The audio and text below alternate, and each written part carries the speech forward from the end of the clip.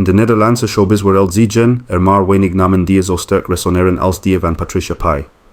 Gedurende decennia heeft zij een carrière opgebouwd die niet alleen wordt gekenmerkt door glitter en glamour, maar ook door doorzettingsvermogen, creativiteit en een bijzondere gevoeligheid voor wat het publiek raakt. Maar achter het sprankelende imago, achter de optredens, de roddelrubrieken en de onafgebroken schijnwerpers, schuilt een vrouw die, net als iedereen, kwetsbaar is voor liefde, teleurstellingen en verraad. En juist het laatste wordt de katalysator van een van de meest pijnlijke hoofdstukken in haar leven, de schokkende ontdekking dat haar echtgenoot, Robert Hinfelaar, haar had bedrogen met een andere vrouw. Toen Patricia Paay en Robert Hinfelaar besloten elkaar hun woord te geven, was het voor wel een verrassende, maar hartverwarmende wending. Patricia, die al jarenlang een vaste waarde in de Nederlandse entertainmentindustrie is, had altijd geloofd in liefde, zelfs na eerdere teleurstellingen. Haar huwelijk met Robert was geen impulsieve beslissing. Het was een keuze die stoelde op vertrouwen, waardoor zij het affectie en de overtuiging dat ook zij, ondanks alles, mocht hopen op een liefdevolle en stabiele toekomst. Robert leek in het begin het perfecte tegenstuk te zien voor Patricia, rustiger minder gewend aan spotlights en in staat haar de stabiliteit te geven die ze al zo lang had gezocht. Hij leek oprecht, betrokken en vooral loyaal. Het was die loyaliteit die voor Patricia de basis vormde van hun relatie. Een fundament dat later, tot haar ontzetting, veel kwetsbaarder bleek dan zij ooit had durven vrezen. In interviews uit de periode van hun relatie sprak Patricia vaak liefdevol over Robert. Ze beschreef hem als haar anker, iemand die haar hielp met de stormen die haar leven soms beheersten. Ze was zelf altijd openhartig over haar gevoelens, haar twitchfells en de uitdagingen die ze onderweg tegenkwam.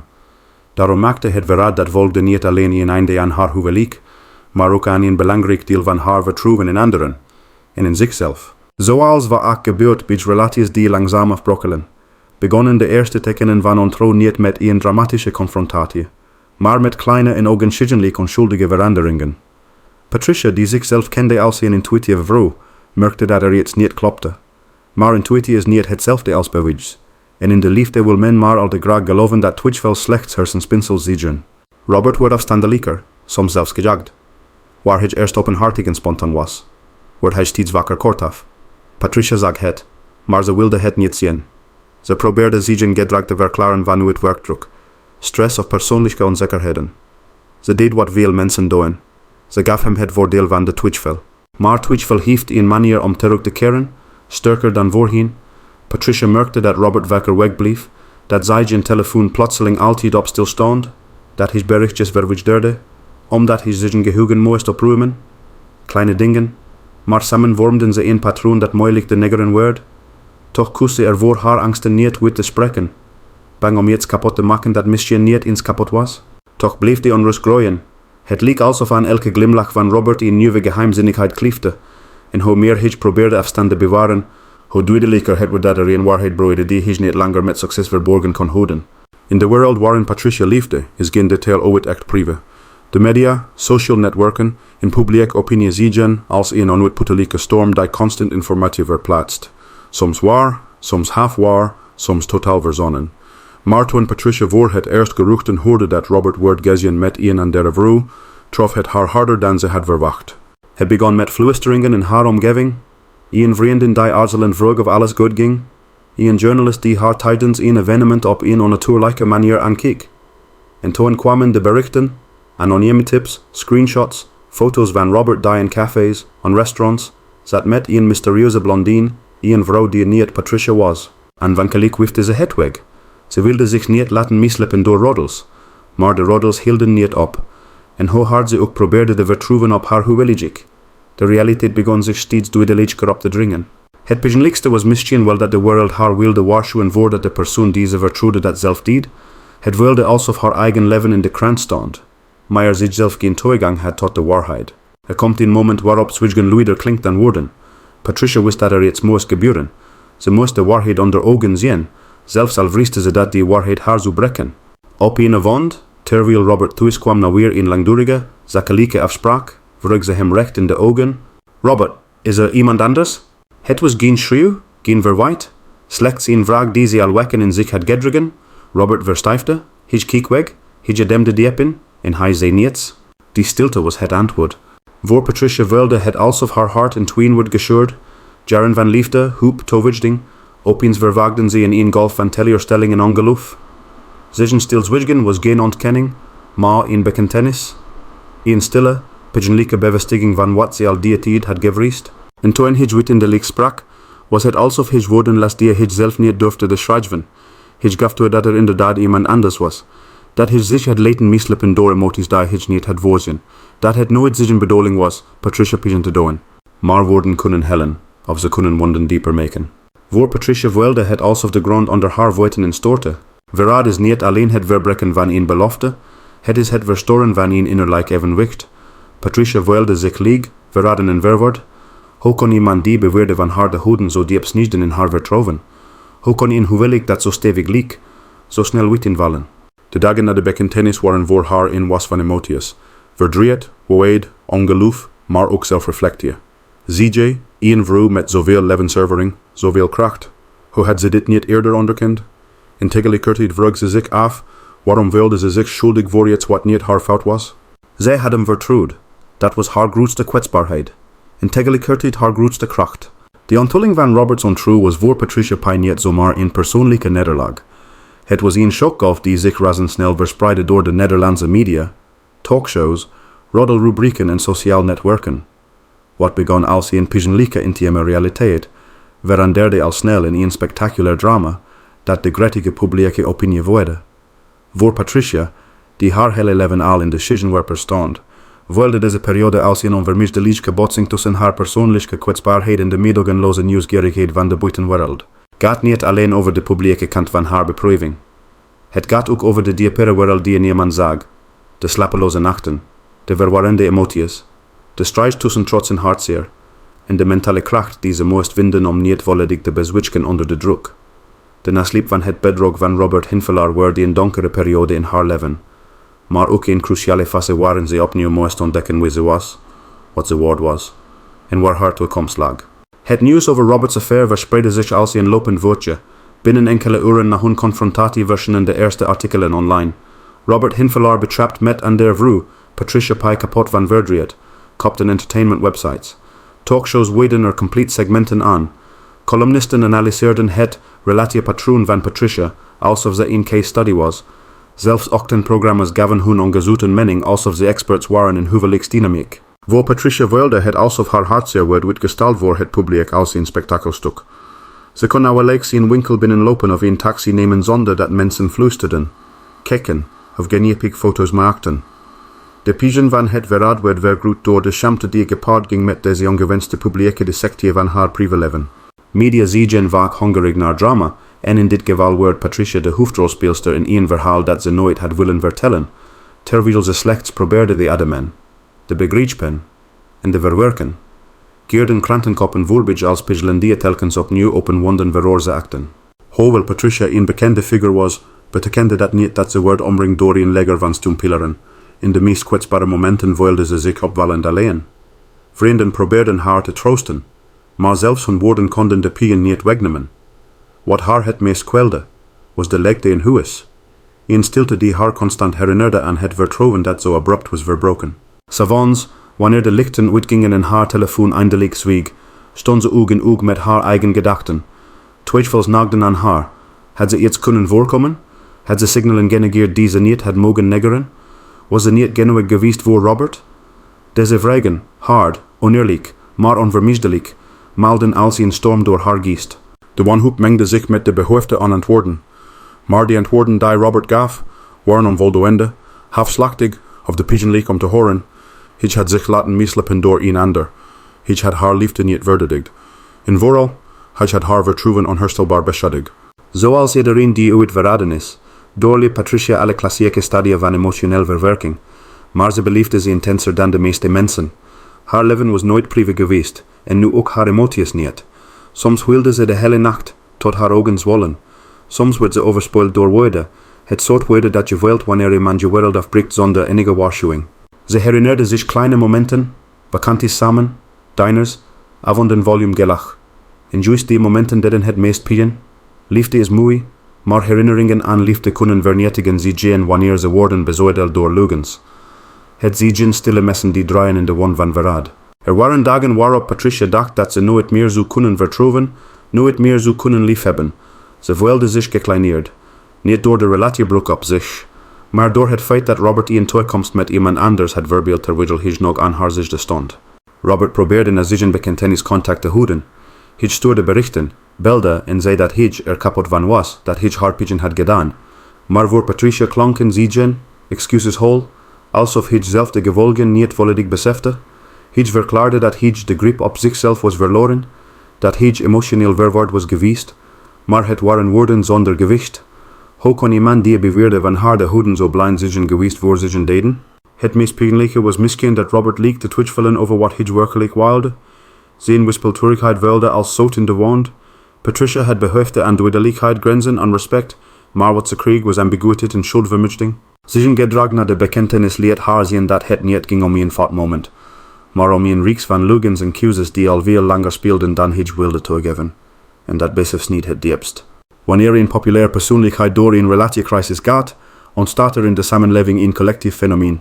Iedereen heeft een mening. Patricia werd overleden met steunbetuigingen, maar ook met kritiek. Sommige mensen betuigden met leven en prezen haar kracht. Anderen vonden het nodig haar verleden ergens te slepen. Eerdere relaties, eerdere schandalen, eerdere fouten, alsof die iets rechtvaardigden. Social media waren meedogenloos. Memes, commentaren, insinuaties. Patricia zag het allemaal, zelfs wanneer ze haar best deed het te vermijden. Bekenzien betekent dat je leven nooit alleen van jezelf is. Maar nu wilde het alsof ze niet eens meer eigenaar was van haar eigen verdriet.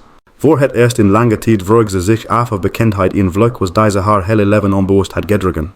Het verraad van Robert raakte Patricia op een niveau dat dieper ging dan liefdesverdriet. Het tastte haar gevoel van eigenwaarde aan. Ze vroeg zich af of haar leeftijd een rol had gespeeld, of haar publieke imago een last was geworden, of ze simpelweg niet meer interessant was voor een man als Robert. Ze wilde zich verschoten tussen rationeel inzicht en emotioneel kwetsbaarheid. Ze wist dat zij niet degene was die had gefaald. Maar toch wilde het alsof de afwijzing rechtstreeks op haar gericht was. Alsof ze vervangen was. Alsof ze niet genoeg was geweest. Het is een rede waarheid, waaruit bestaat niet alleen vertrouwen, maar ook identiteit. Toch, ondanks alles, begon Patricia langzaam te beseffen dat ze niet kon blijven hangen in de rol van slachtoffer. Ze moest opnieuw leren ademen, opnieuw leren denken, opnieuw leren leven. Ze begon tijd door te brengen met vrienden die haar niet beoordeelden, maar haar simpelweg ondersteunden. Ze werkte aan projecten die al langere tijd waren blijven liggen. Ze probeerde de stilte in haar huis te vullen met muziek, met films, met telefoongesprekken, met alles wat kon voorkomen dat haar gedachten haar zouden overweldigen. Het herstelproces was verre van rechtlijnig. Er waren dagen van vooruitgang, maar ook dagen waarop ze weer instortte. Toch was elk van die momenten onderdeel van een lange, moeizame, maar noodzakelijke weg naar emotionele onafhankelijkheid. Na weken van innerlijke chaos, pijn en onzekere dagen gebeurde er iets dat Patricia zelf nauwelijks had zien aankomen. Het was geen dramatisch moment, geen filmische scene, maar een zachte verschuiving. Ze werd wakker op een ochtend en voelde geen woede, geen verdriet, slechts helderheid. Het was het moment waarop ze besefte dat haar waarde nooit afhankelijk was geweest van Robert, of van wie dan ook. Dat ze groter, sterker en wijzer was dan de omstandigheden die haar hadden gebroken. Die realisatie groeide langzaam, maar diep. Ze keek in de spiegel en zag niet langer een vrouw die was verraden, maar een vrouw die nog steeds haar was, nog steeds rechtop stond, nog steeds een stem had. Het verraad had haar gekwetst, maar niet vernietigd. Voor het eerst sinds lange tijd wilde ze iets dat ze had gemist. Vrijheid. Vrijheid om opnieuw te bepalen wie ze wilde zijn, hoe ze wilde leven, en welke mensen ze nog in haar hart wilde toelaten. Hoewel de media haar pigeonbreed hadden uitgemeten, gebeurde er iets moois toen het stof begon neer te dalen. Mensen begonnen haar niet langer te zien als slachtoffer, maar als iemand die ondanks alles over hen bleef. Berichten stroomden binnen, warme, respectvol, bemoedigende woorden van fans, collega's en zelfs onbekenden. Je wordt een beter. Blijf sterk, Patricia. Je bent een icoon, laat niemand je breken. Deze steun was geen oppervlakkige troost, het was een levenslijn, een bewijs dat haar leven, haar carrière en haar persoonlijkheid nog steeds bewondering opriepen, dat de liefde die ze door de jaren heen aan haar publiek had gegeven, nu naar haar terugkeerde. Vrienden en familie speelden ook een cruciale rol. Ze herinnerden haar aan wie ze werkelijk was, een vrouw met een ongeëvenaarde levenslust, iemand die obstakels altijd met lef en humor had aangepakt. Hun steun hielp haar de stilte en huis te doorbreken en opnieuw contact te maken met zichzelf. Patricia wist dat ze moest voorkomen dat het drama haar identiteit zou overschaduwen. Daarom richtte ze zich op wat ze altijd het beste had gekund: creëren, optreden, inspireren. Ze begon weer interviews te geven. Dit keer niet als een vrouw in crisis, maar als iemand die wilde laten zien dat ze sterker was geworden. Ze verscheen op televisieprogramma's waar ze openhartig sprak over haar verdriet, maar ook over haar vastberadenheid om verder te gaan. In plaats van zichzelf te verbergen, koos ze ervoor om zichtbaar te blijven, en daarmee nam ze de controle over haar verhaal terug. Nieuwe projecten werden gelanceerd. Ze werkte aan muziek, aan media-optredens, aan plannen die al lang in de kast lagen. Elke stap vooruit wilde als een overwinning op de pigeon die Robert haar had aangedaan. Haar professionaliteit werd een medicijn. Niet om te vergeten, maar om opnieuw richting te vinden. Een van de grootste uitdagingen na het verraad was leren om opnieuw van zichzelf te houden. Patricia realiseerde zich dat ze jarenlang de veel had gegeven, de veel had vergeven, de veel had geloofd in de illusie dat liefde haar zou redden. Nu moest ze zichzelf redden. Ze begon bewuster te leven, ze wandelde vaker in de buitenlucht. Ze volgde yoga en ademhalingssessies om haar lichaam te ontspannen. Ze sprak met therapeuten die haar hielpen de emotionele knopen te ontwarren. Ze schreef in dagboeken om haar gedachten ruimte te geven. Het waren kleine stappen, maar ze vormden samen een weg terug naar innerlijke stabiliteit.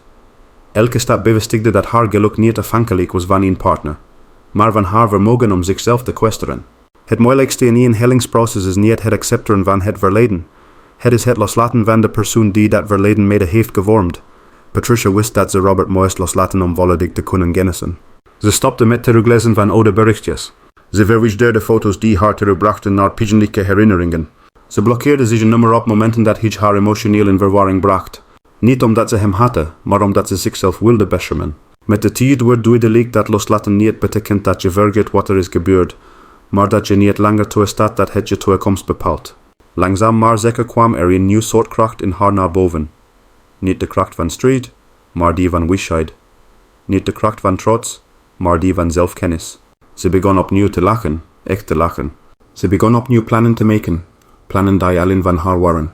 Ze begon opnieuw mensen te vertrouwen, voorzichtig, maar zonder cynisme. Zij was niet langer de vrouw die blind had geloofd in de beloften van Robert. Zij was iemand die doorvoor was gegaan en er sterker uit was gekomen. Dit was geen einde. Dit was een wedergeboorte. Aan het einde van deze emotionele reis stond Patricia op een punt dat ze zelf nauwelijks had kunnen voorspellen. Ze wilde hoop. Hoop dat de toekomst, ondanks het verdriet van het verleden, nog steeds leefde, vreugde en geluk kon bieden. Ze zei in een van haar interviews iets dat wel raakte. Verraad heeft mijn hart gebroken, maar niet mijn vermogen om lief te hebben. Het was een zin die samenvatte wie zich werkelijk was. Een vrouw die veel heeft meegemaakt, maar nooit is gestopt met geloven in zichzelf. Een vrouw die is gevallen, maar altijd weer opstaat. Een vrouw die weet dat haar waarde nooit afhangt van wie haar verlaat, maar van wie zich kiest te worden. Het verhaal van Patricia Paay en het verraad van Robert Hinfelaar is meer dan zomaar een hoofdstuk uit het leven van een bekende Nederlander. Het is een verhaal dat talloze mensen herkennen, ongeacht hun leeftijd, bekendheid of achtergrond. Want uiteindelijk gaat het niet alleen om de broek van een huwelijk, maar om de broek van vertrouwen, de pigeon van teleurstelling en de moed om toch weer op te staan. Patricia's reis van wanhoop naar herstel laat zien dat zelfs de grootste wonden kunnen helen wanneer men bereid is de waarheid onder ogen te zien, zichzelf opnieuw te omarmen en de controle over het eigen leven terug te pakken. Wat haar ervaring zo bijzonder maakt, is niet alleen de intensiteit van de emoties die zich moest doorstaan, maar de openheid waarmee zich die emoties later durfde te delen. In een wereld waarin zwakte vaak als vallen wordt gezien, liet zich zien dat kwetsbaarheid juist de bron kan zijn van echte kracht. Ze liet zien dat een vrouw, ongeacht haar leeftijd of levensfase, het recht heeft om opnieuw te beginnen, opnieuw te dromen en opnieuw te leven zonder angst voor oordeel of afwijzing. Haar verhaal is een testament van veerkracht, een boodschap die iedereen kan inspireren die ooit door een moeilijke periode is gegaan. Het is gemakkelijk om iemand te beoordelen op basis van roddels, krantenkoppen of vluchtige geruchten, maar het is moeilijker om de mens achter deze verhalen te zien. Patricia Paay is niet het slachtoffer dat sommige media van haar probeerden te maken. Ze is een overlever, iemand die de storm heeft doorstaan en sterker uit de puinhopen is gekomen dan velen hadden verwacht. Ze heeft bewezen dat liefde niet eindigt wanneer een relatie eindigt, maar dat liefde voor jezelf misschien wel de belangrijkste vorm van liefde is die er bestaat. Vandaag staat Patricia niet alleen als symbool van herstel, maar als vrouw die weigert te worden gedefinieerd door de voeten van anderen. Ze heeft haar waardigheid teruggeëist, haar toekomst opnieuw vormgegeven en haar hart genezen op haar eigen tempo. Haar verhaal is nog niet voorbij. Integendeel, het lijkt alsof er een nieuw hoofdstuk begint, een waarin zich de hoofdrol speelt in een leven dat zichzelf opnieuw heeft opgebouwd, steen voor steen, keuze na keuze. Mogen haar ervaring een herinnering zijn voor iedereen die het liest, dat zelfs wanneer iemand anders ons breekt, wij zelf de enigen zijn die kunnen beslissen of wij gebroken blijven. Dat teleurstelling niet het einde is, maar in daarna een nieuw begin. En dat wij, net als Patricia, altijd opnieuw kunnen opstaan, zelfs wanneer het leven ons dwingt om op onze knieën te vallen. Beste lezers, als Patricia's verhaal u heeft geraakt, als u haar kracht en haar reis inspirerend vindt, of als u simpelweg wilt blijven volgen hoe zij en vele en der bekende persoonlijkheden hun levenslessen omzetten in moed, veerkracht en nieuwe dromen, dan nodig ik u van harte uit om u te abonneren op ons kanaal. Op dit kanaal brengen we niet alleen nieuws, maar diepgaande verhalen, menselijke emoties, analyses en getuigenissen die verder gaan dan oppervlakkige berichtgeving. We streven ernaar u te informeren, te ontroeren, te inspireren en u een kijkje te geven in de levens van mensen die soms vergeten worden achter hun publieke imago. Door u te abonneren. Blijft u op de hoogte van nieuwe afleveringen, dossiers en exclusieve verhalen. Steunt u ons werk en helpt u ons groeien. Krijgt u toegang tot in hoe die met zorg, integriteit en respect wordt gemaakt. Moedigt u ons aan om verhalen te blijven brengen die te doen. Uw abonnement betekent meer dan u denkt. Het is een teken van waardering en een motivatie om onze kwaliteit continu te verhogen. Klik vandaag nog op abonneren. Laat een reactie achter als dit verhaal u heeft geraakt. En vergeet niet het filmpje te liken en te delen, zodat meer mensen de kracht van Patricia's verhaal kunnen zien. Samen bouwen we een community die verhalen waardeert, die mensen begrijpt en die gelooft in de kracht van waarheid en menselijkheid. Bedankt dat u de tijd heeft genomen om dit verhaal te lezen. Bedankt voor uw steun. En vooral, blijf geloven in uzelf, zoals Patricia dat heeft gedaan.